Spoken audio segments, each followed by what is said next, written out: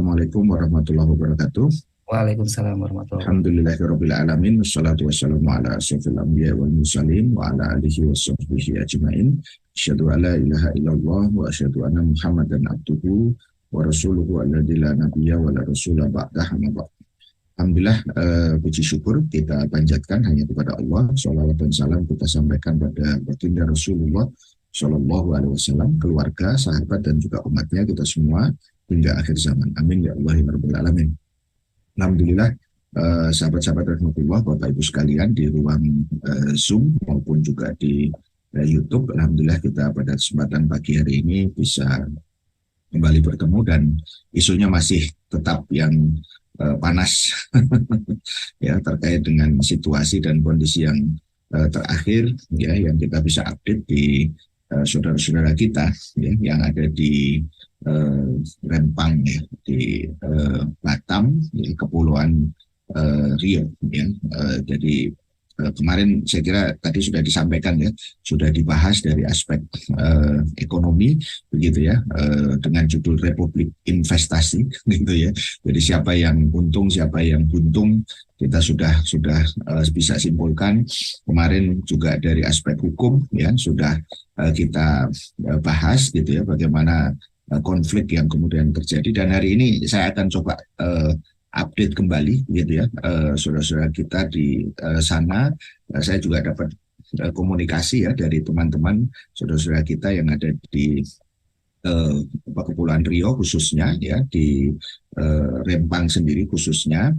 Dan hari ini, pagi ini kita kasih judul ada apa di balik tragedi. Jadi saya gunakan istilah tragedi ya. Kalau kemarin saya masih gunakan istilah nestapa begitu ya. Ternyata kemudian proyek ini kelihatannya akan terus dipaksakan untuk kemudian berjalan. Padahal pekan lalu kita sudah sampaikan gitu ya, di awal-awal ya terjadinya berbagai persoalan ya yang ada di Rempang ini, dan kita kaitkan ada apa di balik tragedi Rempang ini antara cengkraman neo ya, imperialisme komunis begitu ya, dan jejak hitam oligarki berkedok investasi ya, tanda tanya di situ. Jadi kita coba nanti akan lihat. Jadi ini sifatnya semua aspek ya, kemudian akan kita lihat gitu ya, termasuk nanti aspek internasional. Nah, saya ingin kembali mengingatkan ya, tidak bosan-bosannya terkait dengan fakta ya, karena dari fakta politik yang kemudian ada di sekitar kita ini, kita nanti akan bisa melihat sebenarnya apa sih yang bisa kemudian kita baca secara lebih mendalam gitu ya dengan peristiwa Rempang ini. Dan kita berharap bahwa peristiwa ini tidak hanya sekedar menjadi isu gitu ya. Jadi artinya viral, kemudian ramai sesaat gitu ya. Setelah itu kemudian hilang lagi begitu ya. Karena apa? Karena ya saya sering katakan bangsa ini mudah lupa ya, susah hafal gitu ya. Jadi artinya apa? Kita harus mengulang-ulang, kita harus ingatkan kembali, mengambil pelajaran, mengambil ibroh dari setiap peristiwa yang kemudian ada itu. Nah, konteks internasional apa yang saya maksud? Saya sudah pernah bahas ini ya, Kang Ai, pada waktu kita bahas tentang masalah IKN ya, terkait dengan 8 kesepakatan gitu ya dari pertemuan antara Jokowi dengan Xi Jinping ya, tertanggal tanggal 28 Juli 2023 yang lalu. Jadi kalau sekarang bulan September begitu ya, ini senantiasa ya, kalau kita ingat September itu memori kita ya secara kolektif akan ingat peristiwa yang sangat ya menimbulkan tragedi di bangsa ini ya, itu adalah pemberontakan G30 SPKI.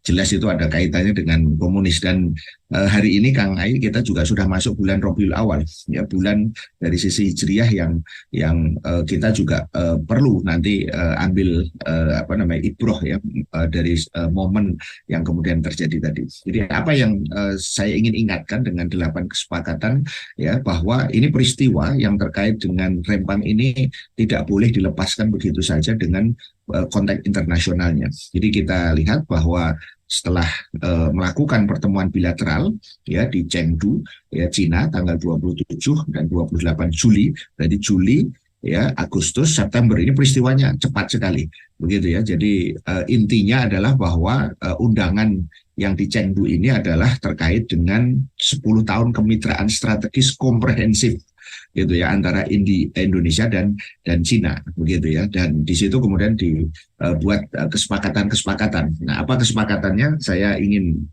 ingatkan kembali, ada 8 sebenarnya yang terkait, dan saya ingin fokus ke 5, 6, 7 dan 8 begitu ya. Jadi 5 itu terkait ya, poin kelima maksudnya itu adalah nota kesepahaman tentang kerjasama perencanaan ya, berbagi pengetahuan dan pengalaman terkait pemindahan ibu kota baru Indonesia. Jangan lupa ya, desain ya secara lebih detail kepada IKN itu akan diserahkan pada Cina. Gitu. Ini poin penting ya, dengan bahasanya di situ berbagi pengetahuan dan pengalaman begitu ya. Nah, yang kedua itu adalah konteks ya, kedekatan. Jadi nota kesepahaman tentang peningkatan kerjasama Indonesia Tiongkok ya, dengan istilah two countries ya, twin pact. Nah, gitu ya. Jadi untuk menunjukkan bahwa dua negara ini ya itu dua taman gitu, seolah-olah kemudian mereka ini sangat sangat dekat gitu. Kemudian yang ketujuh tentang pendidikan bahasa Tiongkok, dan yang kedelapan ini ya tentang kesepahaman tentang kerjasama ekonomi dan teknis. Nah, ini ekonomi dan teknis ya, dan di pertemuan ini Menko yang terkait dengan ini ya, itu banyak juga kemudian mendapatkan catatan. Kenapa? Karena pada saat itu ya ternyata di sela-sela ya dari pertemuan ini Presiden kemudian mengundang ya untuk investasi ya para tadi pemodal atau cukong dari Cina tadi itu ya, untuk ya menanamkan ya tadi investasinya, dan diberikan eksklusivitas hak gitu ya, 34.000 hektar. Coba bayangkan di situ ya, 34.000 hektar ya yang ada di IKN gitu ya. Jadi bisa untuk properti, untuk kesehatan rumah sakit gitu ya, untuk pendidikan, universitas ya, dan juga infrastruktur ya. Dia mengatakan begitu. Jadi investor Cina mendapatkan keistimewaan dengan jatah lahan hingga 34.000 hektar untuk menaikkan pamor ini. Ya, ini beberapa sudut pandang foto ini dari Instagramnya Pak Luhut ya, kita lihat di situ ya, bagaimana proses kesepakatan ini kemudian dijalin. Dan kemudian yang kedua ya, kita bisa melihat di situ selain tadi memberikan undangan untuk 34 hektar ya, 34.000 hektar begitu, dari Presiden juga menyaksikan MOU investasi Xinyi Glass ya, yang bakal bangun industri di Batam. Coba di situ MOU-nya baru tanggal ya 28 Juli itu ya 2023 yang lalu kepada Xinyi yang Glass itu ya, perusahaan kaca ya dan pasir kuarsa itu yang kemudian ada di sana. Nah, Menteri Investasi ya, Kepala Badan Koordinasi Penanaman Modal BKPM Bahlil ya, itu mengatakan bahwa ya Presiden menyaksikan langsung penandatanganan nota kesepahaman ya investasi antara perusahaan kaca Xinyi Glass dengan pemerintahan Indonesia. Ya, dia mengklaim bahwa Xinyi ini adalah perusahaan terbesar gitu ya, market share-nya 20% lebih, kurang lebih sekitar 26% market share ya dari perusahaan ini. Ya, dan dia mengatakan, nah ini sudah ada kata-kata di situ, ya Xinyi berkomitmen membangun industri di Rempang. Di Rempang di situ, di kota Batam ya, Kepulauan Riau, dan akan menjadi pabrik kedua terbesar di dunia setelah Cina. Gitu ya. Jadi dari sini dia mengatakan bahwa ini adalah wujud ya proyek tadi itu akan menjadi wujud hilirisasi daripada pabrik kuarsa dan beberapa bahan baku yang lainnya itu. Jadi ini poinnya. Kita belum selesai tentang urusan hilirisasi nikel ya, yang beberapa waktu lalu sudah kita bahas begitu ya. Ini dia bicara tentang hilirisasi daripada pabrik kuarsa tadi itu, seolah-olah kemudian ini nanti akan menjadi sukses story gitu ya, padahal sebenarnya juga sad story gitu ya. Jadi udah banyak kasus ya kemudian terjadi yang ada di sini. Jadi saya ingin mengatakan bahwa persoalan Rempang ini jangan dilihat hanya sekarang persoalan terjadinya katakanlah tindakan kekerasan yang terjadi pada tanggal 7 September. Ya, bahkan kemudian saya dapat informasi itu dilakukan penyisiran gitu ya setelah tanggal 7 September tadi, dan lebih banyak lagi yang kemudian diambil lah begitu kira-kira begitu. Nah, inilah kerjasama yang kemudian dilakukan antara pemerintah RI ya diwakili oleh Bahlil tadi itu dengan owner Xinyi tadi itu ya namanya itu Gary Tung gitu ya di Wuhu ya di Cina ya tanggal 18 ya bulan 7 ya jadi bulan Juli kemarin tahun 2023 kemarin itu ya ini profilnya. Nah, saya ingin sampaikan profil daripada siapa dia ini ya. Kita buka dari website Who is Who gitu ya. Siapa Tung tadi itu ya. Kalau nama ininya itu Gary Tung ya. Kalau nama Cinanya itu Tung ya, Xiang Sai atau Xiang Sai Tung ya yang ada di situ.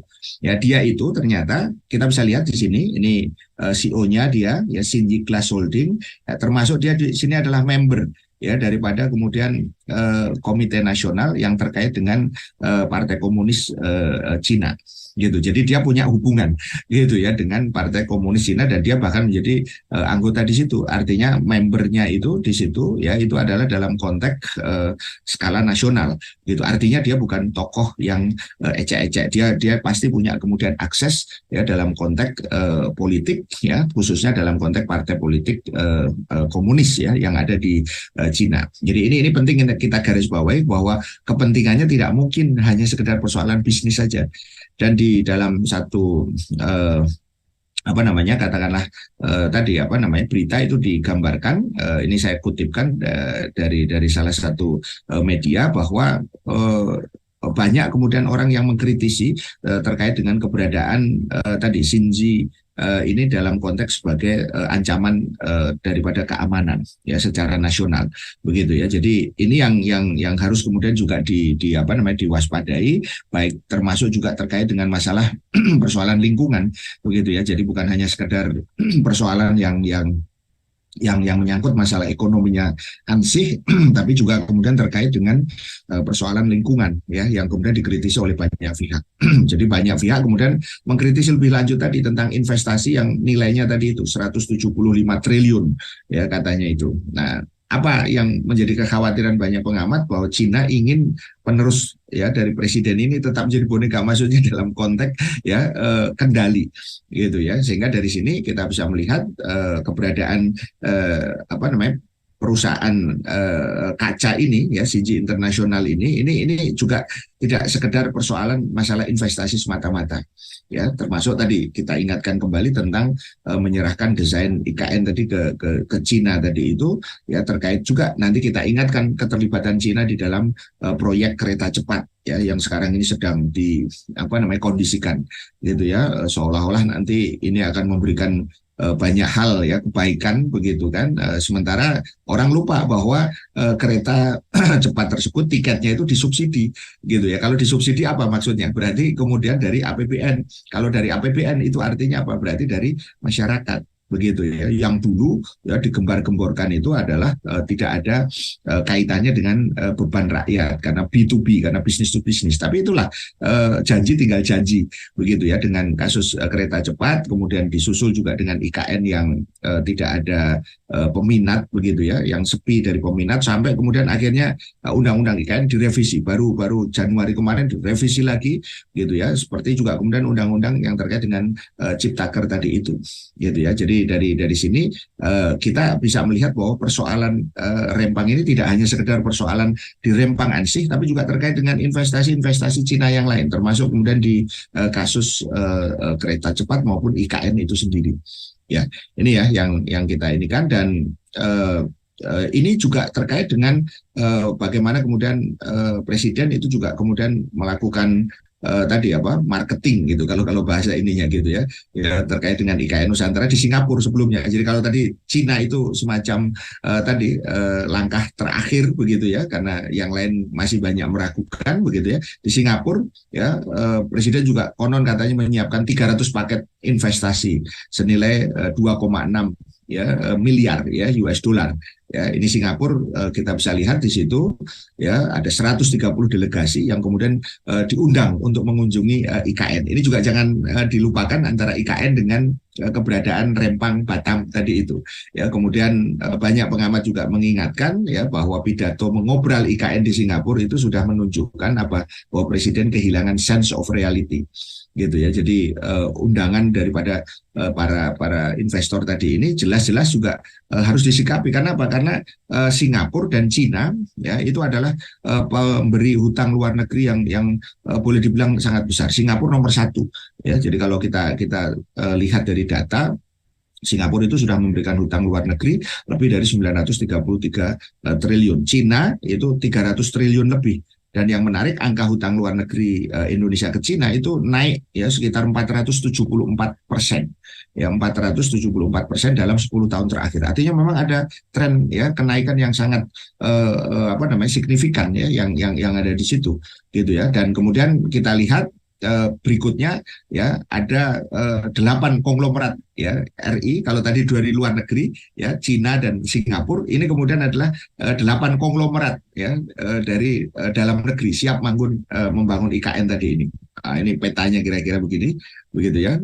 Kemudian kita bisa lihat di antara dari 8 tadi itu adalah ada Pakuwon Group, ada Ciputra Group. Kita masih ingat Ciputra Group itu yang juga menginvestasi apa yang menjadi tadi rencana untuk Kota Baru Walini yang kita kaitkan kemarin dengan pembangunan patung Soekarno di sana yang nilainya juga miliaran begitu ya. Kemudian Rumah Sakit Hermina, kemudian ada JIS ya Jakarta ya Intercultural School, kemudian ada PT Pembangunan Perumahan Persero, juga konsorsium yang dipimpin oleh Agung Sedayu Group. Ya kita tahu di sini bagaimana kemudian apa yang kemudian terjadi di IKN ini itu melibatkan ya lagi-lagi orang-orang tertentu. Dalam satu berita disebutkan Salim ya grupnya Salim gitu ya, kemudian grupnya Aguan ya, kemudian grupnya lain-lain ya, termasuk kemudian Sinarmas Group itu juga kemudian mulai berburu ya, ini bahasanya Crazy Rich ya, mulai berburu proyek di IKN tadi itu. Ya, jadi ini mengingatkan kita ya kepada kesepakatan yang sebelumnya ya terkait dengan MOU ya terkait dengan sinergi poros maritim dunia dan Belt Road Initiative. Jadi jangan lupa tahun 2022 Presiden juga melakukan kesepakatan ya dengan Perdana Menteri Cina pada waktu itu, dan kita ingatkan lagi bahwa Cina tentu tidak ada makan siang yang gratis, no freelance gitu ya, tidak gitu ya. Jadi dalam konteks ini kita bisa lihat kembali, ingatkan lagi tentang peta obor ya, one belt one road ya, kemudian yang diubah menjadi the Belt and Road ya inisiatif. Ya, Anda perhatikan di sini ya, ini Indonesia posisinya ya, yang saya berikan panah merah ini adalah Kuala Lumpur. Kita tahu bahwa di jalur ya, di jalur Selat Malaka ini ya ada Indonesia, ada Kuala Lumpur dalam artian Malaysia, ada kemudian juga Singapura. Yang ini sangat strategis. Jadi kita bisa bayangkan Rempang juga kalau kemudian dilihat dari sisi ini akan sangat strategis. Apalagi Cina hari ini ya itu sedang berusaha untuk mendominasi gitu ya Laut Cina Selatan. Maka menurut pendapat beberapa ahli terkait dengan hubungan internasional ya, kalau seandainya Rempang ini ya diserahkan ya kepada tadi investor yang berasal dari Cina tadi, yang jelas itu Cina komunis begitu ya, dan kemudian ditopang dengan ya konglomerat dalam negeri, dalam hal ini adalah Tommy Winata tadi itu, kita bisa membayangkan 17.000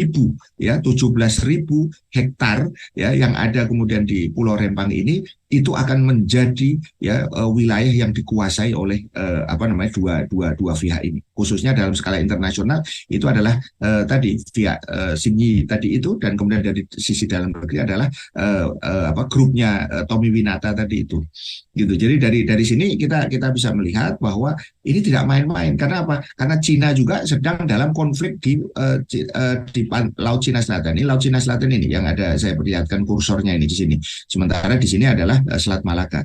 Jadi maksud saya adalah bahwa Cina hari ini itu juga kemudian banyak mengeruk keuntungan dari pasir kita. Kita sudah pernah bahas ya ketika kita membahas tentang masalah ekspor pasir laut. Itu salah satunya selain Singapura yang terus berusaha untuk memajukan gitu ya halamannya kalau bahasa saya gitu ya dengan reklamasi pantainya. Itu juga kemudian Cina di tengah-tengah kemudian Laut Cina Selatan itu sedang membangun apa yang disebut dengan pangkalan militer, dan itu juga membutuhkan pasir dan pasirnya juga dari Indonesia.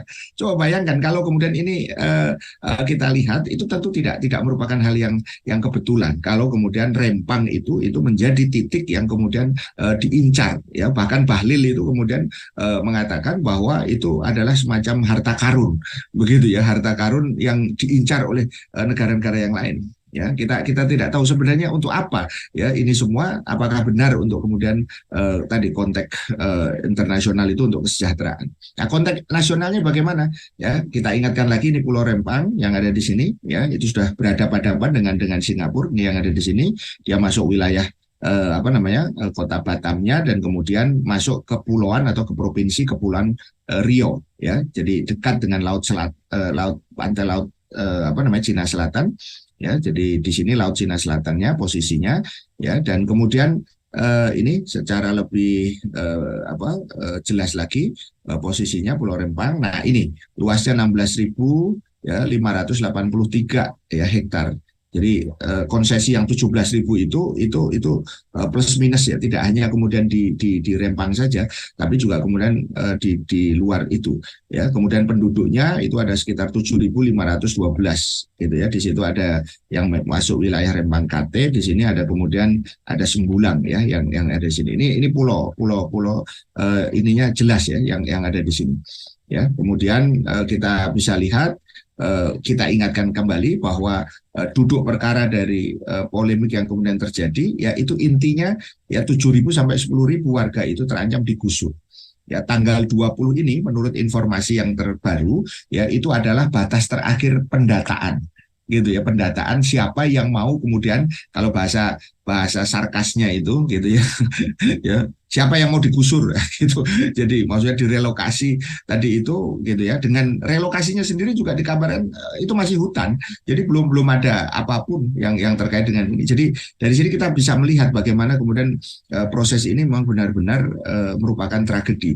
Coba kita katakan kenapa tragedi, karena ya bagaimana mungkin warga yang kemudian jelas-jelas memiliki hak di situ, ada sekitar 16 ya kampung adat ya yang tadi meliputi sekitar 7.000 sampai 10.000 yang kemudian itu akan terancam digusur tadi demi apa yang mereka sebut sebagai proyek strategis nasional gitu ya, proyek strategis nasional tadi itu begitu ya. Jadi dari sini kita bisa melihat ya kasus kemarin tanggal 7 September begitu ya, ketika mereka memaksakan untuk melakukan katanya pengukuran begitu ya. Nah, dan jangan lupa update informasinya, Kapolri sudah mengatakan per tanggal 28 katanya 28 September gitu ya, 28 September itu Rempang harus clear and clean. Coba bayangkan, clear and clean. Ini sebuah hal yang sangat menteror ya daripada warga. Coba bayangkan ya, ini kampung yang kita punya gitu ya istilahnya, itu harus dikosongkan dalam bulan seperti ini, sementara apa yang mereka janjikan tadi itu tidak ada faktanya begitu. Jadi ini yang saya kira kita mesti ingatkan. Dari aspek hukum kemarin sudah dibahas kan bahwa awalnya ya daripada persoalan yang ada di sini itu adalah dulu sudah pernah lakukan semacam pemberian izin gitu, tapi itu adalah untuk kawasan wisata gitu ya waktu itu, yang kemudian akhirnya menghasilkan problem berikutnya, yaitu terkait dengan ternyata dihentikan karena tadi ini yang saya maksud jejak hitam, ada dugaan korupsi yang dilakukan oleh grupnya Tommy Winata tadi itu begitu ya, sehingga dari situ kita bisa melihat kasus itu akhirnya terhenti. Ya, tapi juga kasus itu sendiri di pengadilan terhenti juga. Jadi bukan hanya proyek yang terhenti di situ. Nah, sekarang ya kalau bahasa ininya tiba-tiba ujuk-ujuk gitu, tiba-tiba tahun 2023 ini ada perubahan menjadi PSN. gitu ya, menjadi proyek strategis nasional. Pertanyaannya kan secara hukum banyak itu, apakah itu izin yang sama dengan yang dulu, sekarang diubah namanya, kalau dulu itu adalah terkait dengan pariwisata yang apa namanya eksklusif ya pada saat itu, ini sekarang menjadi Rempang Eco ya City gitu ya, jadi kota ya yang terkait dengan ekonomi ya, namanya Rempang tadi dengan semua fasilitasnya, ada industri, ada persoalan juga tadi pariwisatanya, dan salah satu industri tadi itu adalah tadi PT Sini tadi itu, yang jelas-jelas itu adalah kepanjangan daripada negara apa namanya penjajah Cina, begitu kan, karena Cina sudah di mana-mana begitu ya, dalam konteks ini beberapa sisi yang kemarin, dan sekali lagi versi penjelasan dari yang disampaikan oleh perwakilan daripada masyarakat itu ya, intinya ya tadi aksi itu memaksa masuk ke kawasan pemukiman yang menyebabkan sejumlah warga terluka dan diamankan, hingga pelajar dilarikan ke rumah sakit karena terkena gas air mata. Itu poin yang terjadi, dan kemudian terjadi demonstrasi tanggal 11 ya, itu tanggal 7 ya, 7 September, kemudian dilanjut tanggal 11, dan kemudian terjadi penyisiran di berbagai tempat tadi itu, yang kemudian itu suasana sangat mencekam begitu, demi sekali lagi demi konsesi ya dari PT Makmur Elok Graha, PT MEK tadi itu, dengan konsesi 17.000 hektar tadi, karena akan kemudian diberikan investasinya 381 triliun rupiah, 381 triliun rupiah. Dan sekali lagi itu tidak lepas ya dari apa yang menjadi jejak hitam daripada apa yang kemudian terjadi dengan perusahaan yang dimiliki oleh Tommy Winata tadi, Arta Graha Group tadi itu, dan itu bisa diberikan penguasaannya selama 80 tahun. Coba bayangkan 80 tahun itu dari sekarang ya, yang ada di situ ya. Nah, ini yang kemudian tadi digambarkan 17.381 triliun selama 2080 ya tahun ya di situ. Nanti ada zona industri, ada zona agrowisata. Kalau dulu itu 2004 hanya wisata saja gitu ya, yang kemudian akhirnya memicu di situ perjudian dan segala macam begitu ya, karena ingin menyaingi apa namanya Singapura ya, karena Singapura kita tahu itu adalah salah satu surganya judi gitu ya.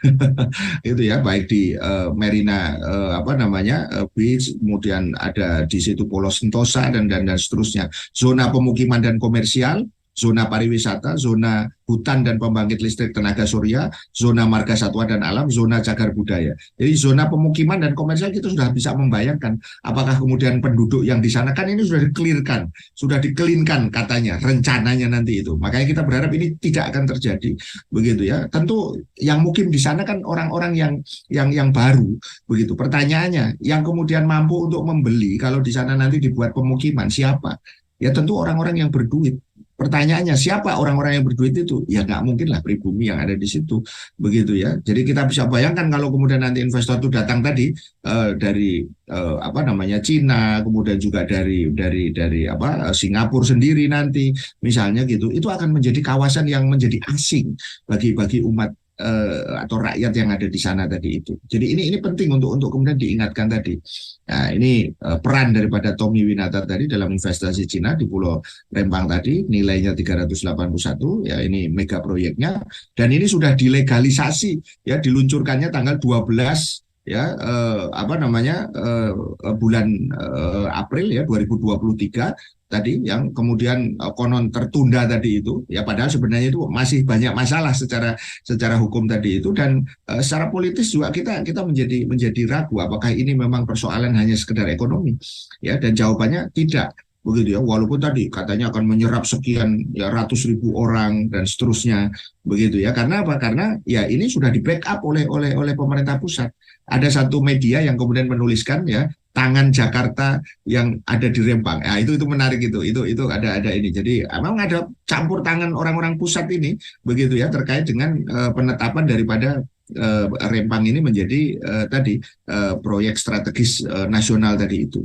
Begitu ya. Nah, kemudian dari sini kita bisa melihat dalam konteks Rempang Eco City itu bentrokan aparat dan warga kampung adat yang terancam tergusur ya, proyek strategis nasional yang kemudian kalau mereka direlokasi, kata masyarakat itu hilang sejarah kami gitu ya. Jadi ini penting. Jadi saya ingatkan juga bahwa Rempang ini itu adalah bagian ya yang tidak terpisahkan ya. Kalau kemudian apa namanya istilahnya kaitkan ya dengan sejarah begitu ya. Saya kemarin mendapatkan satu data yang sangat menarik begitu ya, ya bahwa apa yang kemudian terjadi di Rempang ini tidak bisa dilepaskan dari sejarah. Apa yang dimaksud sejarah? Bahwa ya rakyat Melayu Rempang itu memiliki hak ya atas tanahnya ya, dan mereka sudah menempati ya ratusan tahun ya jauh sebelum Republik ini ada. Coba bayangkan Kang Ayi dan juga sahabat-sahabat sekalian. Nah, ini ada dalam kitab Tuhfat An-Nafis karya Raja Ali Haji ya yang terbit tahun 1890. Ya dijelaskan bahwa penduduk Pulau Rempang, Galang dan Bulang itu adalah keturunan dari prajurit ya Laskar Kesultanan Riau Lingga ya yang sudah mendiami pulau itu sejak 1720. Coba bayangkan 1720 Masehi di masa pemerintahan Sultan Sulaiman Badrul Alam Shah I. Ya, kemudian di dalam Perang Riau tahun yang pertama tahun 1782 sampai 1784 begitu ya, melawan Belanda ya dalam konteks itu mereka menjadi prajurit Raja Haji Fisabilillah, salah seorang pahlawan nasional. Kemudian dalam Perang Riau II yang melawan Belanda juga 1784-1787 mereka menjadi prajurit yang dipimpin oleh Sultan Mahmud Riayat Shah. Begitu ya. Anak cucu ya prajurit itulah yang sampai ini mendiami Pulau Rempang, Galang dan Bulan secara turun-temurun. Nah, pada Perang Riau I dan II tadi itu nenek moyang mereka itu disebut sebagai pasukan Pertikaman Kesultanan.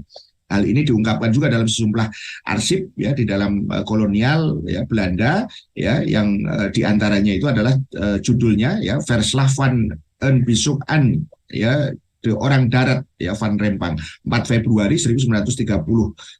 Jadi laporan sebuah kunjungan ke orang darat. Jadi di Melayu itu ada orang darat, ada orang laut. Maksudnya menempati darat, ada yang kemudian memang profesinya sebagai nelayan begitu ya. Ya, kemudian laporan itu ditulis di Tanjung Pinang ya 12 Februari 1930 dan kemudian dimuat ya di dalam satu terbitan dan kemudian tadi intinya ini adalah tanah ya yang harusnya dihormati sebagai tanah ulayat adat Melayu ya kampung tua ya dan memberikan justru kemudahan. Nanti saya di belakang akan tunjukkan fakta presiden itu sebenarnya sudah berjanji kepada mereka pada waktu 2019 waktu kampanye. Nah, tapi ternyata janji tinggal janji kan, nah, gitu. Itu faktanya di situ. Nah, ini kemudian banyak kemudian tuntutan dari banyak pihak kemarin, gitu ya, bahwa yang ditangkap itu dibebaskan.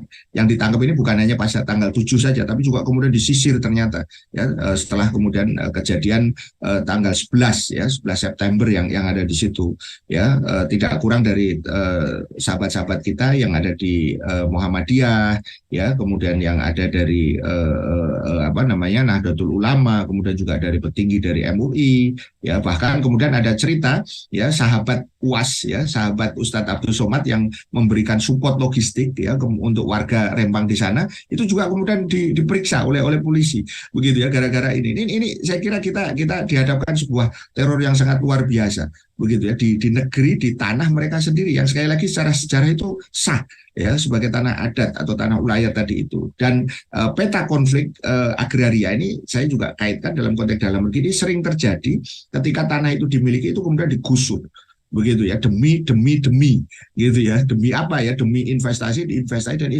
makanya kemarin kalau dibahas itu dalam konteks Republik investasi ya itu dulu mengingatkan saya Republik BBM begitu ya jadi dalam konteks ini kita ini menjadi negara yang semakin kapitalis ramah pada investor ya tapi kemudian justru tidak ramah kepada warganya sendiri gitu ya ini saya ingin gambarkan bahwa kasus ini itu mengingatkan kita bahwa ada sekitar 562 konflik ya antara 1988 sampai 2023 dengan jumlah korban itu lebih dari 800.000 gitu ya tepatnya 868.477 ya dan jumlah luas konfliknya itu 5,16 juta hektar. Ya, ini kita kutip dari tanahdkita.id.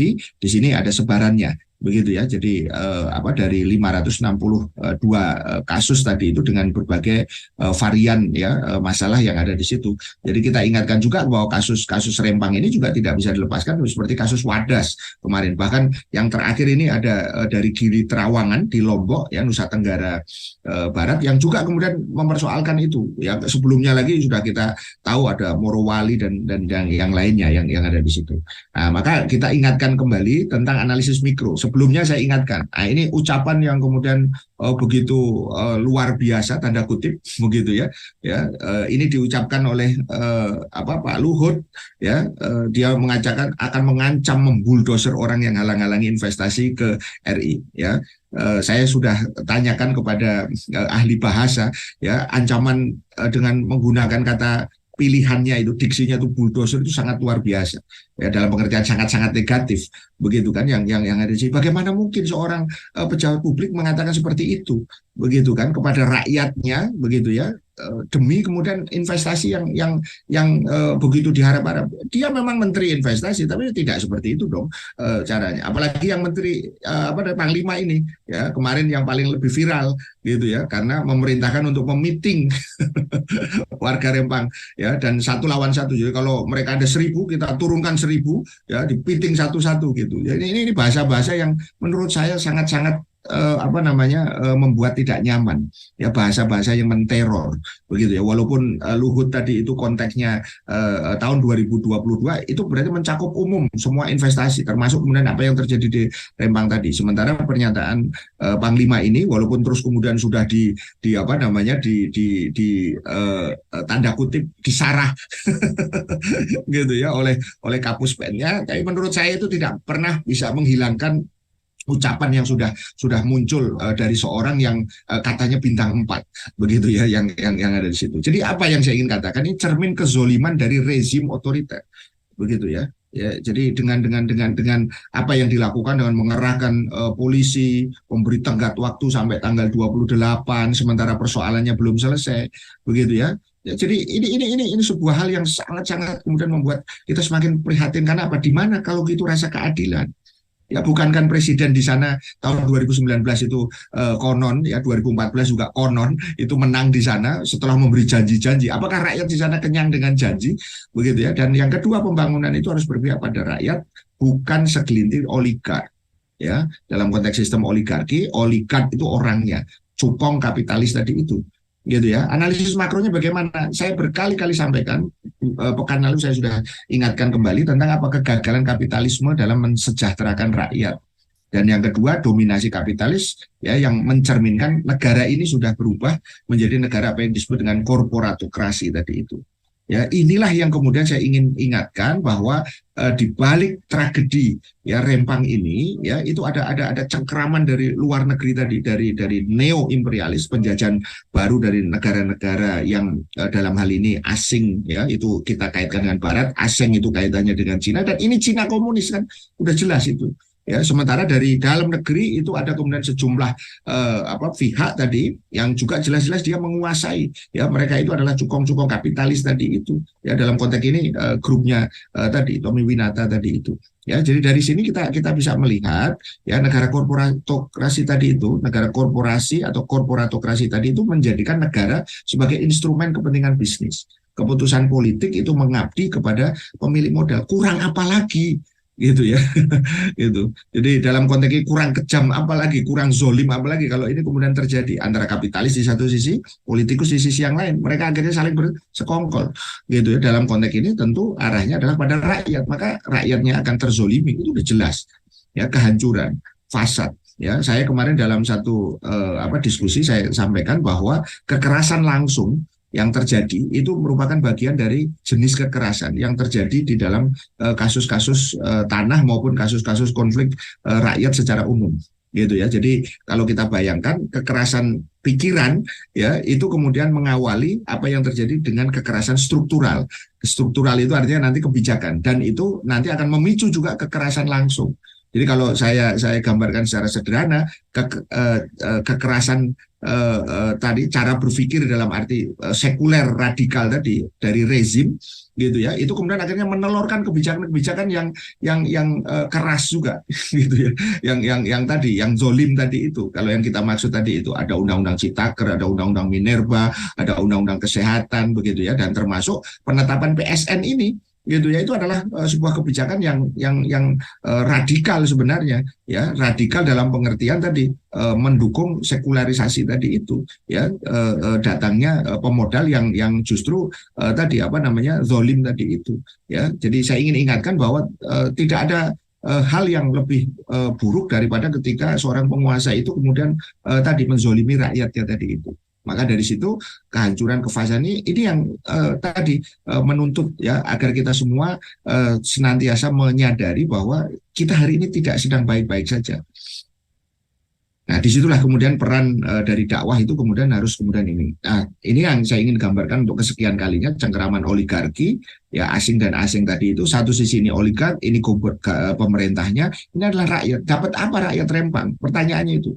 Wong dipindahkan saja belum, ini sudah dikasih tenggat waktu dan segala macam yang ada di situ iringi dengan teror verbal tadi itu ya, ada kata bulldozer, ada kata piting, ada kata-kata yang lain, dan ini saya kira sudah tidak menunjukkan keteladanan sama sekali. Tidak ada di situ kemudian nuansa kenegarawanan ya dalam konteks para pemimpin yang ada di situ, karena ujungnya sistem oligark tadi itu tidak bisa dilepaskan apa, fondasinya sekularisme di bidang politik demokrasi, ekonominya kapitalis, nanti akan melahirkan apa dari demokrasi ini konteks pemilu. Nah, jangan lupa ini sebentar lagi kaitannya dengan 2024, begitu ya. Wakil rakyat semua sedang memampangkan dirinya, ya. Saya sering katakan itu menjadi spam, gitu ya.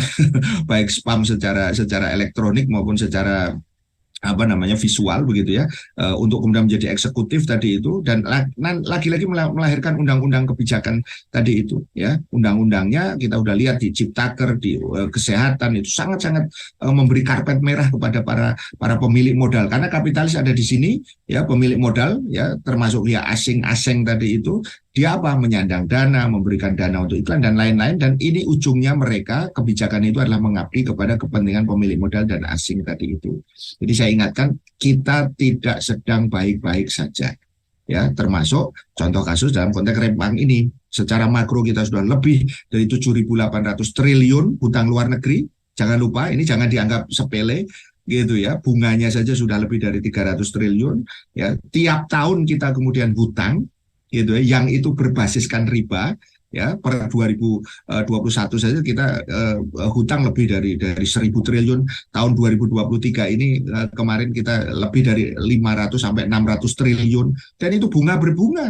Ini kita tidak sedang dalam keadaan baik-baik aja. Ketimpangan di Indonesia itu peringkat 4 dunia antara yang miskin dengan yang kaya. Artinya itu sangat timpang begitu ya. Setelah Rusia, India, Thailand, baru Indonesia gitu ya. Dan kita bisa melihat ya, Indonesia sekali lagi ya, konsentrasi 1% orang terkaya, 1% ya, itu kemudian menguasai 49% kekayaan nasional. 49% kekayaan nasional, dan itu dikuasai segelintir ya dari tadi para oligark tadi itu. Dan kita tahu ya, mereka ini kemudian mengendalikan, dan itu terrepresentasi siapa 10 orang terkaya gitu ya, 10 orang yang terkaya 2020 tidak ada perubahan di situ. Dan inilah yang kemudian nanti akan tadi ya, dikatakan salah satu media berburu proyek tadi ya, di IKN ya, kemudian nanti di Rempang tadi juga sama, dia juga masuk ya, yang ada di situ. Dan ini fakta yang harus disadari bahwa negeri ini membutuhkan perubahan. Ya, kenapa? Karena Allah sudah tegaskan wa halal bai'a wa harrama riba. Allah menghalalkan ya baik, yaitu jual beli, dan mengharamkan riba. Utang luar negeri tadi itu sudah jelas berbasiskan riba, itu haram. Bagaimana mungkin negeri ini akan kemudian barokah? Coba kita tanya dalam diri kita deh, gitu. Jangan kemudian kita ya ini kan untuk kemanfaatan kan, namanya manusia kan harus bermanfaat untuk orang lain gitu ya. Nah, utang itu kan bermanfaat untuk orang lain gitu kan ya. Sementara jelas-jelas itu adalah riba ya. Kemudian dari sini kita ingatkan kembali tentang investasi asing tadi itu gitu ya, bahwa apa yang disebut dengan utang luar negeri tidak dibolehkan oleh hukum syara, sebab pinjaman itu terkait dengan riba dan syarat tertentu. Sementara riba diharamkan oleh hukum syara, sementara persyaratan yang menyertai utang luar negeri sama saja dengan menjadikan negara asing tersebut berkuasa ya atas kaum muslimin. Sedang investasi asing hukumnya juga haram karena menyebabkan makin kuatnya cengkraman atas kaum muslimin. Coba perhatikan tadi, kalau Rempang ini benar-benar nanti dikuasai oleh PT Sinyi dengan PT MEK tadi itu ya atas nama kedok tadi itu investasi, apa yang akan terjadi di sana jauh akan lebih mengerikan begitu ya. Jadi jangan sampai kita ini mengikuti begitu saja begitu. Sementara pada satu sisi Allah ya mengharamkan ya penguasaan orang kafir atas kaum muslimin, bahaya begitu ya. Wala yaj'alullahu lil kafirina 'alal mu'minina sabila, dan Allah sekali-kali tidak akan memberikan jalan bagi orang kafir untuk mengalahkan orang-orang mukmin. Secara sistem bahaya ini juga kemudian diidap begitu ya oleh sistem sekuler kapitalisme demokrasi tadi ya, yang jelas-jelas itu adalah ya bertentangan dengan hukum Allah. Afa hukmal jahiliyati yabghun wa man ahsanu minallahi hukman liqaumi yuqinun. Apakah hukum jahiliyah, apakah itu kapitalis, komunis, apalagi ini jelas-jelas ya Cina tadi itu, perusahaan itu kemudian tidak mungkin itu ya kalau secara ekonomi semata-mata. Siapa yang bisa menduga bahwa di situ nanti tidak menjadi tempat di mana kemudian Cina mengamankan kepentingan internasionalnya ya di Selat Malaka tadi itu. Karena itu adalah jalan yang sangat-sangat strategis ya, orang mengatakan ya, sebagai choke point ya, jadi titik perlintasan ya, lalu lintas terutama dalam konteks ini laut untuk kemudian kepentingan tadi nasional mereka ya yang ada di situ ya. Dan hukum siapakah yang lebih baik daripada hukum Allah Subhanahu wa taala. Jadi saya ingatkan ini bulan September. Sekali lagi tadi yang saya tadi kan ya, September itu umat Islam harus diingatkan kembali tentang bahaya ya, khususnya komunis, secara lebih luas juga kapitalis tadi, karena negeri ini juga sedang dikuasai kapitalisme tadi. Tapi kemudian ada juga yang tadi ya, kalau ibarat rubah berbulu domba begitu kira-kira gitu ya, ya itu faktanya tetap ya yang kita saksikan dari para negeri penjajah Cina itu komunis ya, tetapi dia memainkan kapitalisme tadi itu. Karena apa? Saya ingat ke perkataan Mao Zedong itu dia mengatakan tidak penting kucing itu ya mau hitam mau putih, yang penting bisa nangkep tikus. Gitu ya. Dia ingin mengatakan begini, tidak penting ideologi itu kapitalis atau ideologi komunis gitu, yang penting bisa membuat kesejahteraan gitu. Dan dia akan gunakan itu semua. Maka jangan heran kalau kemudian Xi Jinping ini kemudian memasuki jabatan yang ketiga, periode yang ketiga gitu, dan mungkin bisa jadi seumur hidup dia begitu. Itu yang sekarang coba-coba ditiru di sini dengan 3 periode perpanjangan jabatan. Bahkan jangan lupa hari ini ya ada informasi yang terbaru bahwa dana pemilu itu hanya untuk 1 putaran sementara ini. Ini juga menimbulkan persoalan. Jangan-jangan memang sudah ada persoalan yang akan didesain sedemikian rupa untuk kepentingan siapa? Apakah rakyat? Ingat, rakyat hanya sekedar menjadi legitimasi saja. Maka dalam konteks ini politik agraria dalam Islam itu haram menggusur tanah rakyat selama tidak ada keridhaan dari apa yang kemudian mereka inginkan. Dan mereka tidak itu sampai hari ini. Kalaupun akhirnya terpaksa itu karena ditakut-takuti tadi, ya karena ada yang ditangkap, ada dan sekali, ini adalah bentuk kezoliman yang sangat besar sekali. Nah, ini yang saya maksud tadi. Ya, Jokowi pernah janjikan sertifikasi tanah kampung tua. Jangan lupa di Batam tahun 2019 loh, belum lama ya jangan lupa jejak digital Anda ada semua gitu ya. Nah, sekarang diubah menjadi PSR begitu saja ya, dan kemudian dengan enteng Presiden mengatakan ya naudzubillah summa naudzubillah, ini masalah komunikasi aja. Bagaimana komunikasi? Wong ini menyangkut masalah lisan yang bicara ya dari seorang pemimpin yang terduga itu kemudian adalah kebohongan baru kalau kemudian itu benar-benar terjadi, dan penggunaan kekerasan tadi itu jelas-jelas merupakan sesuatu hal yang tidak bisa diterima. Maka ambillah pelajaran dari sikap Khalifah Umar bin Khattab terhadap wali Mesir ya Amr bin As yang mengusir seorang Yahudi. Ini ceritanya panjang, saya singkat saja, tapi poinnya adalah ya gubernur Mesir Amr bin As itu ingin bangun masjid loh Ya, di Jawa Barat ini banyak ada seorang gubernur yang membangun ya tadi apa namanya masjid juga gitu ya.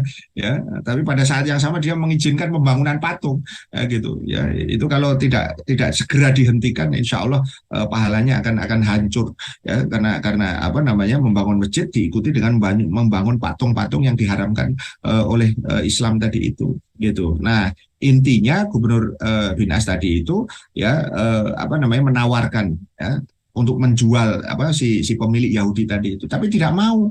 Ya, bahkan coba perhatikan ini. Amr bin As saja itu menawarkan cukup tinggi dengan harga 15 kali lipat. Coba bayangkan 15 kali lipat Kang Hai. Tetap saja menolak. Ya kalau nggak menolak nggak bisa dipaksa. Wong itu tanah-tanah dia kok begitu kan. Gitu. Nah, akhirnya intinya ya, digusur ya pembongkaran paksa yang ada di situ. Ya, kemudian akhirnya dia tidak terima.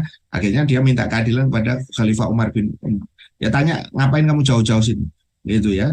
Wahai Khalifah Umar, ya harta satu-satunya aku milih telah sirna karena dirampas tanah tadi itu yang dia kemudian membuat gubuk di atas tadi itu. Apa kemudian yang dilakukan? Ya akhirnya tadi Umar memberikan dia tulang yang busuk tadi digoreskan, bawa ini ke Mesir, berikan kepada gubernurmu gitu ya. Nah begitu menerima itu langsung itu Gubernur Amr bin As masih ada rasa tobat itu.